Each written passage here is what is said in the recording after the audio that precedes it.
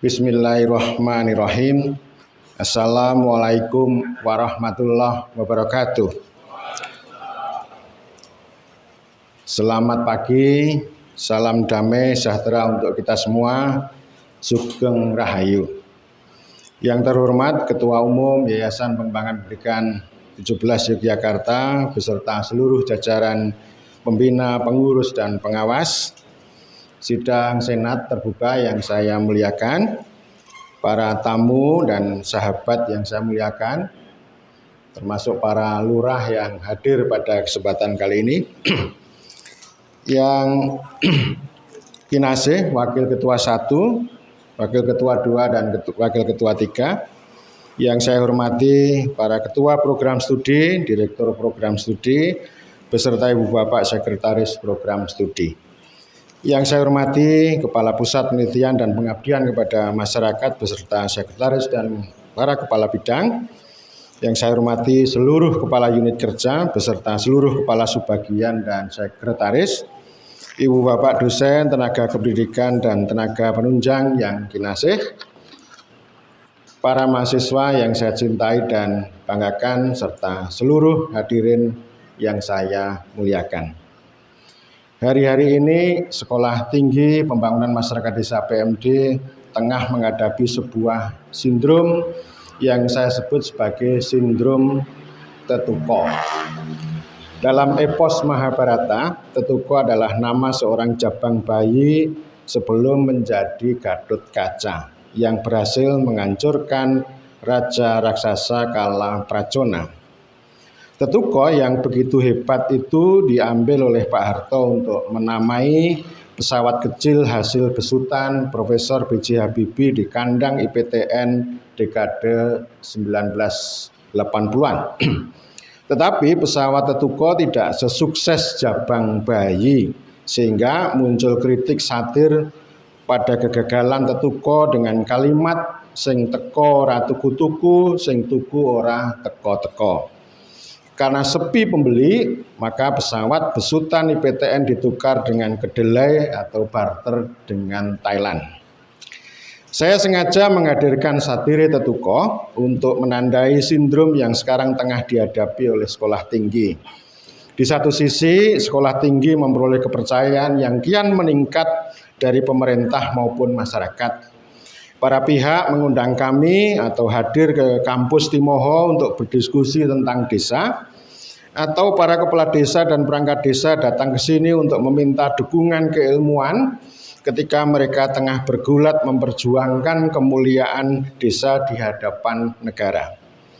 Hari ini juga sekolah tinggi memperoleh kepercayaan dan kehormatan dari pemerintah Daerah Istimewa Yogyakarta untuk membicarakan, merancang, dan menjalankan agenda reformasi kalurahan yang menjadi visi misi Gubernur Daerah Istimewa Yogyakarta 2022-2027. Namun, bersanding dengan kepercayaan yang kian meningkat, animo mahasiswa baru pada sekolah tinggi kian merosot. Identitas desa yang menjadi daya pikat sekaligus mendongkrak kepercayaan ternyata tidak menjadi daya dorong bagi generasi muda untuk terpikat pada jajaran program studi yang dikelola oleh sekolah tinggi. Kepercayaan tidak punya daya tendang terhadap animo. Dalam leksikon ilmu pengetahuan, meminjam karya Thomas Kuhn, sindrom bisa dinamai sebagai anomali, situasi abnormal satu strip di bawah krisis. Di mata Thomas Kuhn, ilmu bisa disebut normal atau normal science ketika ia memiliki paradigma yang sanggup menjawab pertanyaan empirik di masyarakat. Anomali bisa terjadi karena paradigma yang dimiliki tidak sanggup menjawab masalah alias serba salah. Kondisi anomali bisa dibuat menjadi normal ketika komunitas ilmu pengetahuan melakukan revolusi berpikir, menemukan paradigma baru yang sanggup menjawab tantangan dan masalah. Karena itulah pada kesempatan terhormat ini saya hendak mengatakan bahwa sindrom Tetuko tidak bisa dijawab dengan linier alias rutinitas yang rutin, melainkan dengan cara revolusi berpikir yang bisa menghadirkan paradigma, platform maupun cara baru. Saya menyampaikan dua hal untuk menghadirkan revolusi berpikir. Pertama, revolusi dimulai dengan refleksi dan falsifikasi dengan naluri dan nalar untuk menemukan kebenaran sejati. Saling menyalahkan adalah perbuatan yang buruk, tetapi proses penyalahan adalah jalan untuk menemukan kebenaran sejati, yakni yang bener lan bener. Kedua, saya menempatkan revolusi berpikir dalam kerangka putaran sistem secara utuh, yakni input, proses, output. Ketiganya berhubungan secara timbal balik yang tidak bisa dipotong secara parsial. Meskipun datang pertama, tetapi input sangat tergantung pada atau dipengaruhi oleh output. Output yang baik dan benar akan membentuk input yang besar dan baik. Output tergantung pada atau dibentuk oleh proses, yaitu proses keilmuan atau proses tridharma. Proses mengolah dan membentuk input menjadi output. Selanjutnya output bakal memberi umpan balik membentuk input. Dengan nalar sederhana, ketika input merosot berarti karena proses dan output yang tidak berkualitas. Para hadirin, dalam dunia bisnis terdapat 3 kosakata yang mengandung persaingan, yaitu keunggulan kompetitif atau competitive advantage, keunggulan komparatif atau comparative advantage, kemudian yang satu adalah keunggulan yang khas atau kekhasan yang disebut dengan distinctive advantage. Keunggulan kompetitif dimiliki oleh korporasi besar yang memiliki kelengkapan segalanya dengan produk yang berkualitas dan sanggup memenangkan kompetisi dengan produk-produk lain. Keunggulan komparatif dimiliki oleh korporasi menengah dengan menjual harga yang lebih murah dibanding produk korporasi besar yang kompetitif. Keduanya sanggup membuahkan produk dan penghasilan secara masif, meski korporasi besar sanggup melakukan ekspansi lebih luas ketimbang korporasi menengah. Di tengah persaingan antara produk murah dan produk unggul, ada produk yang unik, khas, sebagai penanda distinctive advantage. Small is beautiful adalah spirit distinctive advantage. Jika pembeli competitive advantage adalah rakyat jelita yang mempunyai gengsi tinggi, jika pembeli comparative advantage adalah rakyat jelata yang pengen naik kelas, maka pembeli produk distinctive advantage adalah mereka yang militan ideologis. Produk distinctive advantage cenderung bersifat lokal, tidak masif dan tidak melakukan ekspansi besar-besaran, bahkan punya spirit kalau mengambil 1 sudah cukup, maka tidak perlu mengambil 10. Kita bisa ambil contoh dalam dunia bisnis ayam goreng. Ayam goreng KFC memiliki keunggulan kompetitif karena kualitas dan bergengsi dengan resto ramah kaca agar pembeli bisa melihat dan dilihat. Kaum milenial atau mimik leyeh-leyeh nurani kolonial pasti suka dengan KFC ini. Dalam beberapa tahun terakhir muncul Olive dan Rocket yang punya komparatif dibanding dengan KFC, sekaligus ramai memperoleh kunjungan rakyat jelata yang pengen punya sedikit gengsi. Sebaliknya, ayam goreng Mbah Cemplung memiliki kekhasan sebagai kreasi budaya lokal yang tidak dimiliki oleh warung lain. Orang-orang yang menghargai kreasi lokal pasti militan dan suka pada Mbah Cemplung. Bagaimana APMD? Kampus ini bukan korporasi besar sehingga tidak memiliki predikat unggul secara kompetitif, meskipun kompetisi harus disambut. APMD tidak bisa disebut unggul secara komparatif karena tidak murah meski juga tidak mahal. Tetapi sebagian besar mahasiswa APMD adalah rakyat jelata yang tidak sanggup membeli harga mahal untuk produk keunggulan kompetitif. APMD adalah kreasi lokal yang menghadirkan nama desa sebagai penanda distinctive advantage. Tetapi ada 2 hal yang penting untuk dicatat sehingga APMD tidak bisa secara sempurna memiliki predikat distinctive advantage meskipun punya nama yang khas. Pertama, Animo bukanlah pembeli yang militan ideologis, melainkan pembeli residual dari para pembeli keunggulan komparatif. Kedua, animo komparatif dari rakyat jelata yang pengen naik kelas itu bukan pembeli produk desa yang distinktif, tetapi pembeli program studi yang belum memiliki predikat kompetitif, komparatif maupun distinktif. Dengan kalimat lain, desa sebagai produk distinktif hanya disukai kaum militan ideologis, tetapi kurang disukai oleh pembeli komparatif, apalagi pembeli kompetitif. Bagaimana sekolah tinggi bergulat dengan anomali posisi itu? Dalam pembicaraan dan perbuatan, menggarap input dan menarik animo mahasiswa baru selalu muncul pada pola getok tular atau hubungan tatap muka antara keluarga besar dan sahabat sekolah tinggi dengan calon mahasiswa. Data menunjukkan bahwa sebagian besar mahasiswa datang ke sekolah tinggi karena sentuhan getok tular oleh kerabat, tetangga, alumni, mahasiswa dan lain-lain melalui hubungan tatap muka secara langsung. Getok tular sebagai jalan utama tentu sudah terbentuk lama seumur sekolah tinggi yang harus dirawat menjadi tradisi abadi. Tradisi getok tular merupakan kekhasan dan kearifan sekolah tinggi yang sesuai dengan nilai dan cita-cita kemasyarakatan yang dimiliki oleh komunitas kampus ini. Tetapi setelah saya gelar gulung pada tahun 2023 ini, saya hendak mengatakan bahwa getok tular itu adalah kebaikan yang salah. Ia punya kebaikan karena mengandung spirit kemasyarakatan dan kerakyatan di tengah hingar-bingar dunia milenialisme dan netizen. Tetapi getok tular yang baik bisa saya katakan salah karena beberapa hal. Pertama, getok tular bukan ekspresi gerakan kolektivitas ala society, melainkan ekspresi paguyuban para folk. Folk itu adalah rakyat pribumi secara komunal dengan spirit mangan ramangan kumpul, yen kumpul mesti mangan. Karl Marx bilang bahwa komunalisme menjerat petani menjadi bodoh, malas, buruk, dan tidak dinamis alias beku.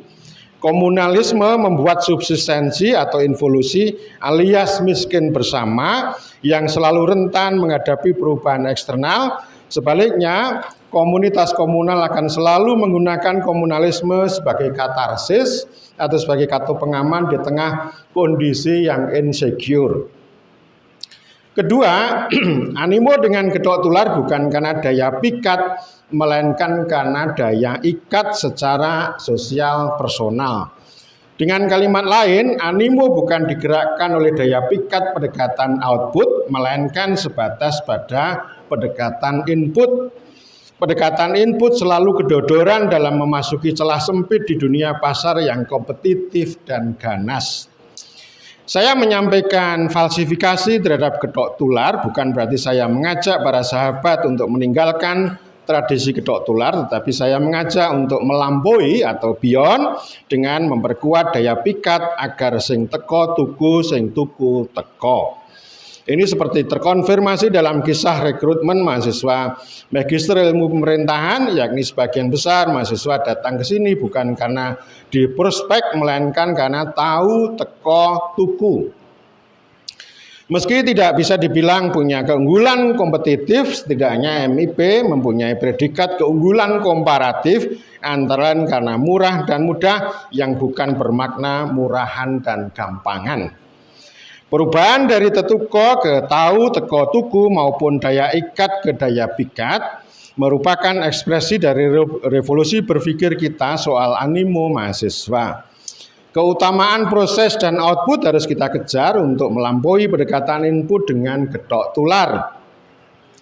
Kita tidak harus mengucapkan bahwa animo merupakan tanggung jawab bersama, dan juga tidak semua orang secara bersama harus menendang sebuah bola ke gawang lawan sambil melakukan rapat. Sekaligus tidak perlu menyalahkan orang yang tidak berperan dalam ranah input. Seseorang tidak boleh mengklaim paling loro-lopo karena berperan besar dalam pendekatan input. Jangan sampai sekolah tinggi seperti Demokrasi Indonesia yang sibuk gaduh membicarakan pendekatan input dari rakyat, tetapi tidak seksama membicarakan output untuk rakyat. Kita tidak memerlukan tanggung jawab bersama secara komunal, tetapi kerjasama secara kolektif pada ranah input, proses, dan output. Tidak mungkin ada orang yang hangabei berperan pada 3 ranah, tetapi memerlukan pembagian kerja secara baik. Orang yang piawai pada proses juga akan membentuk output yang baik sehingga punya daya pikat terhadap input. Jika isu desa menjadi daya pikat untuk kepercayaan khalayak kepada sekolah tinggi, maka ilmu pada program studi merupakan produk yang bisa memiliki daya pikat untuk animo. Kita menghadapi kemungkinan yang kecil untuk mendatangkan pembeli kompetitif yang mengejar gengsi. Calon pembeli produk prodi kita adalah rakyat jelata yang pengen naik kelas sekaligus pengen produk berkualitas meski tidak bergengsi tinggi, tentu dengan harga yang murah tetapi tidak murahan. Calon pembeli lain adalah kaum militan ideologis yang tentu lebih susah dicari ketimbang pembeli komparatif, kecuali para pembeli yang memiliki daya ikat dengan tradisi getok tular. Para hadirin yang saya hormati, secara kelembagaan selama 5 tahun terakhir kami menempuh jalan konservasi ketimbang investasi. Konservasi ditempuh dengan cara berhemat dan menabung dengan prinsip teori rasional kuno. Ongkos kecil, manfaat dan hasil cukup, resikonya juga kecil. Setidaknya konservasi kami gunakan sebagai batu loncatan untuk menuju investasi. Ketika investasi yang kami pilih, maka teori rasional kuno harus direvisi menjadi teori rasional baru. Ongkos besar, manfaat hasil harus besar, dan mungkin resiko juga besar. Jika tidak berani investasi yang dalam teori bisnis disebut sebagai bakar uang, maka kita akan selamanya konservatif, involusi dan subsistensi dengan memiliki kekasan tetapi tidak komparatif dan tidak kompetitif. Dalam kondisi anomali, jika kita tidak berani mengambil risiko, berarti juga ini terpotong ya. Berarti kita akan terjebak pada anomali yang berkelanjutan. Pidato kelembagaan kali ini saya tempatkan sebagai tonggak baru untuk memulai investasi. Investasi terbesar kita adalah perubahan naik kelas dari sekolah tinggi menjadi institut yang membutuhkan landasan legal standing dan kesiapan aset. Kita harus mengambil sebagian tabungan kita, sekaligus menggalang dukungan sponsor antara lain dari para alumni, dan yang tidak kalah penting adalah kerja-kerja politik. Kerja politik pasti praktis, baik politik elektoral, jangkar politik maupun kartel. Membentuk jaringan society alumni sangat penting untuk melampaui tradisi paguyuban alumni. Investasi butuh uang, tetapi uang bukan segala-galanya. Investasi terpenting untuk mendongkrak kualitas proses dan output. Yang selanjutnya bisa mendongkrak input adalah prakarsa dan belajar memproduksi pengetahuan melalui ilmu guru, ilmu buku, dan ilmu laku. Kita harus mendidik dan melayani mahasiswa dengan baik, tetapi kalau mahasiswa banyak merengek minta dilayani, pasti akan menumpulkan prakarsa dan belajar sekaligus mengeroposkan output. Gagasan adalah kunci pembuka prakarsa dan belajar.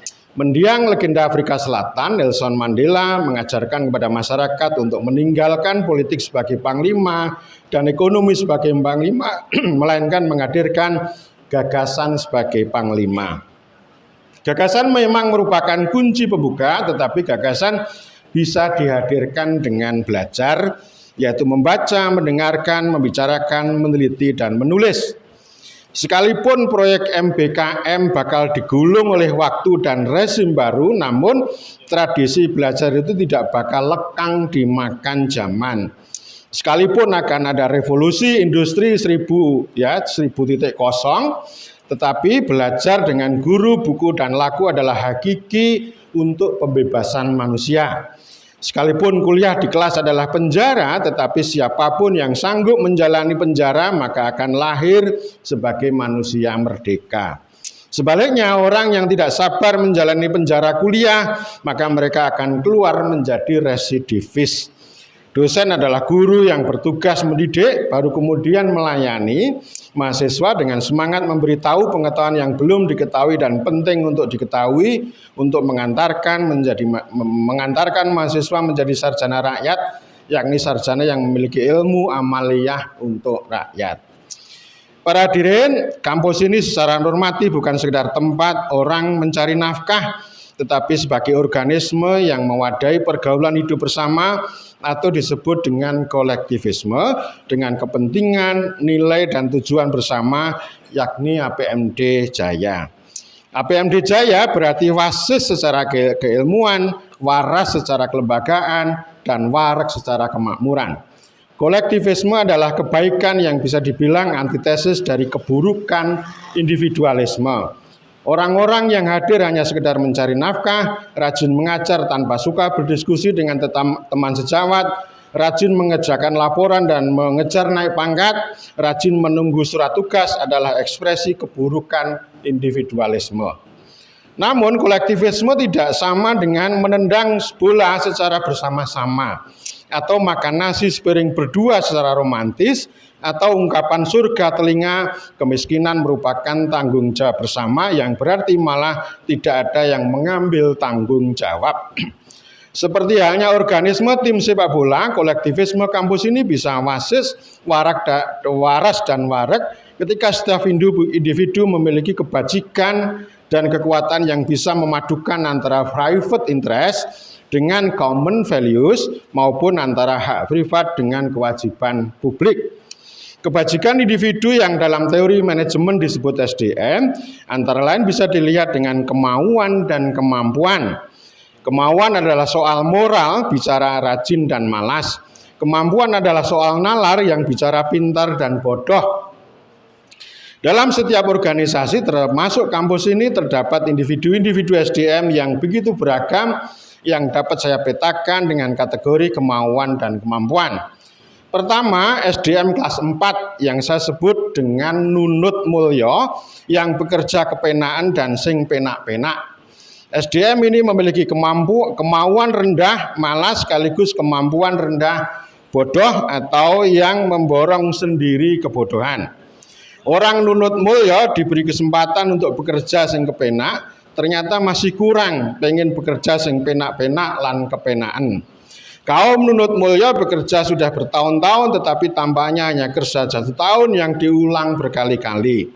Sebagai contoh, orang sudah bolak-balik melakukan penelitian ilmiah tetapi tidak sanggup membuat abstraksi pada level temuan dan pengetahuan sing nendang. Kenapa bisa begitu? Karena penelitian hanya sibuk dengan metode.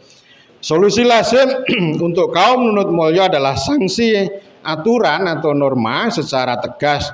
Tetapi orang nunut mulya memang gampang kumat karena solusi norma tidak kompatibel dengan masalah moral dan nalar. Kedua adalah SDM kelas 3 yang saya sebut dengan waton suloyo, yakni orang yang pintar atau merasa pintar tetapi malas, malah cenderung mongso bodho. Biasanya kaum waton suloyo itu banyak bicara entah kritik maupun kepo, baper dan gibah, tetapi malas bekerja, bahkan bekerja sak kepenake dhewe. Setiap orang punya hak untuk bicara, yang penting tahu kapan harus bicara dan kapan harus diam, banyak bekerja. Ketiga, SDM kelas 2 yang saya sebut loro lopo, yang kurang pintar tetapi rajin bekerja. Orang meletik ning sregep, sregep ning ora meletik.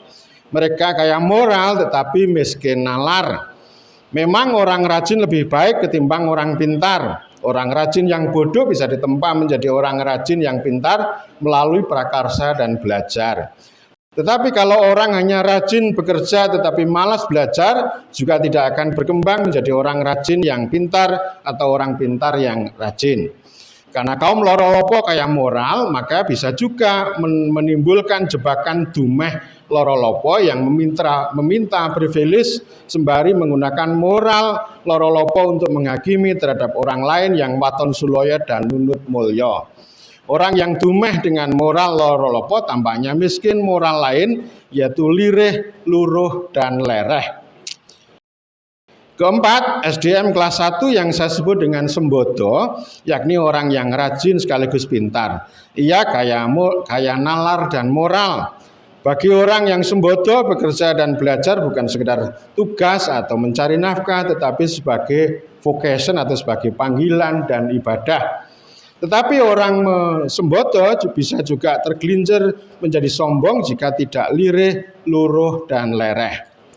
Di kampus ini tidak ada seorang pun yang sempurna berpredikat atau being sembodo. Tetapi apa yang saya sampaikan adalah bentuk refleksi dan falsifikasi agar kita semua berproses, belajar dan bekerja untuk menjadi atau becoming sembodo untuk kepentingan APMD Jaya. Orang tidak cukup kerja keras tapi juga belajar secara seksama sekaligus kerja cerdas. Contohnya adalah rapat untuk exercising power harus berjalan cepat, diskusi harus berjalan panjang dan dalam untuk exercising knowledge, tetapi ketika diskusi terlalu lama, maka harus dihentikan oleh rapat. Setiap orang, apalagi para dosen muda, punya hak bicara untuk menyampaikan kritik dan harapan, karena keduanya adalah energi perubahan. Kritik adalah harapan yang disampaikan secara negatif, harapan adalah kritik yang disajikan secara positif. Namun ketika orang rajin dengan kritik dan harapan tetapi malas belajar, maka kritik harapan yang disajikan akan sulit diwujudkan. Tanpa mengabaikan keberadaan tenaga pendidikan yang berperan pada sisi pelayanan, dosen adalah keutamaan untuk kerja pengetahuan dan pendidikan yang bisa menghadirkan gagasan sekaligus memperbaiki proses dan output. Dalam sebuah kesempatan saya pernah bicara 3 lapis dosen. Lapis dasar dengan fitur diskusi dan doktor menghasilkan 4 tipe. Pertama adalah kelas 4, yaitu dosen yang anti diskusi dan bukan doktor. Kedua, kelas 3 adalah doktor yang anti diskusi. Ketiga adalah kelas 2 adalah dosen yang suka diskusi meski bukan doktor. Keempat, kelas 1 adalah doktor yang suka diskusi. Diskusi menjadi penting dan lebih penting ketimbang gelar doktor. Kalau dosen anti diskusi maka bukan menjadi guru yang menarik sekaligus bergelar doktor dan sekalipun bergelar doktor dan profesor. Bagi para dosen yang tidak doktor jangan kecil hati karena kebesaran hati bisa dipupuk dengan tradisi diskusi. Lapis kedua adalah lapis menengah, yakni dosen yang banyak berkarya dan memperoleh kepercayaan luas dari pihak luar. Sekalipun bukan doktor, dosen bisa masuk ke ranah ini juga. Berkarya bisa menjadi penulis, penggerak, aktivis, fasilitator, dan sebagainya. Kalau asesor bagaimana? Asesor bukan prestasi tetapi bonus saja. Memperoleh kepercayaan dari luar berarti bergaul dan berkarya dengan banyak konstituen di luar kampus, entah menjadi narasumber atau tenaga ahli yang bisa membuat nama baik atau jeneng sekolah tinggi di hadapan orang banyak. Lapis ketiga adalah lapis tertinggi, yakni dosen yang mempunyai guru besar dan guru bagi orang banyak. Ia bisa menjadi guru bangsa, guru masyarakat, guru rakyat, guru desa, atau guru-guru yang lain yang bisa melakukan pencerahan atau suluh pengetahuan untuk perubahan bermakna bagi masyarakat Indonesia. Untuk menjadi guru bagi orang banyak, memang dosen tidak harus menjadi guru besar, namun kalau menjadi guru besar akan lebih baik sebab kita ini adalah masyarakat suka gelar.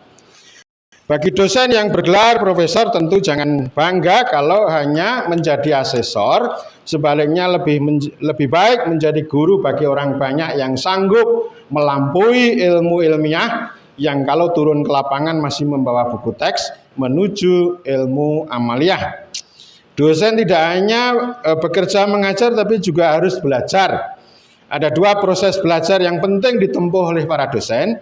Pertama, merajut dialektika antara narasi besar dengan narasi kecil maupun antara pertanyaan politik dengan pertanyaan ilmiah. Kedua, belajar seksama dalam penelitian dan menulis yang tidak hanya berkutat dengan metode dan pencarian informasi, tetapi naik kelas menjadi abstraksi pada level temuan dan pengetahuan. Dua poin ini akan mendongkrak daya pikat baik secara individual maupun institusional. Para hadirin, dosen sangat penting, prodi juga sangat penting. Prodi adalah rumah sekaligus organisme penjaga ilmu. Secara keilmuan kita memang memilih jalan berbeda yang tidak lazim, baik bicara pinggiran, rakyat, desa, masyarakat, dan lain-lain. Itu adalah jalan ideologis yang diilhami oleh para pendiri republik. Pilihan kita berbeda dengan institusi lain yang larut dengan modernisme, neoliberalisme, dan milenialisme. Saya bukan anti kemajuan, kita harus maju tanpa meninggalkan tradisi, merawat tradisi tanpa ketinggalan zaman. Ada petua dari pendiri bangsa Turki, siapapun yang mengabaikan tradisi akan kehilangan cahaya, dan siapapun yang kehilangan cahaya akan gagal menemukan masa depan.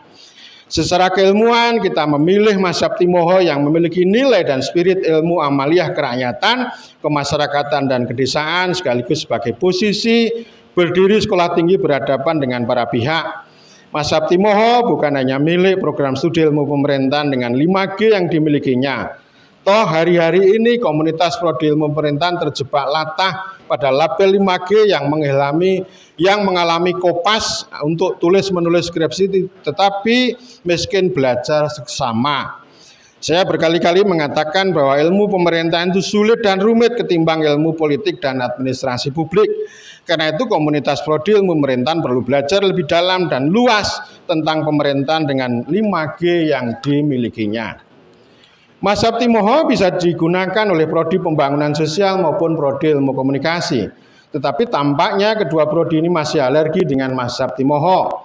Tahun 2021, dua prodi ini telah bergulat dan berdialektika dengan kurikulum baru, tetapi dialektika kurang dipupuk dengan baik sehingga tidak tumbuh subur.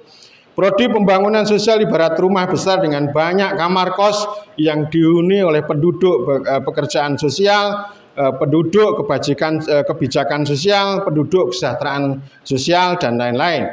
Saya melihat pembangunan sosial belum menjadi sebuah society yang membangun rumah bersama secara kolektif. Karena itu dalam acara raker kemarin saya mengatakan penegasan bahwa pembangunan sosial adalah ilmu amaliyah yang berdiri dengan cipta, rasa, dan karsa untuk memperjuangkan masyarakat adil, makmur, dan sejahtera.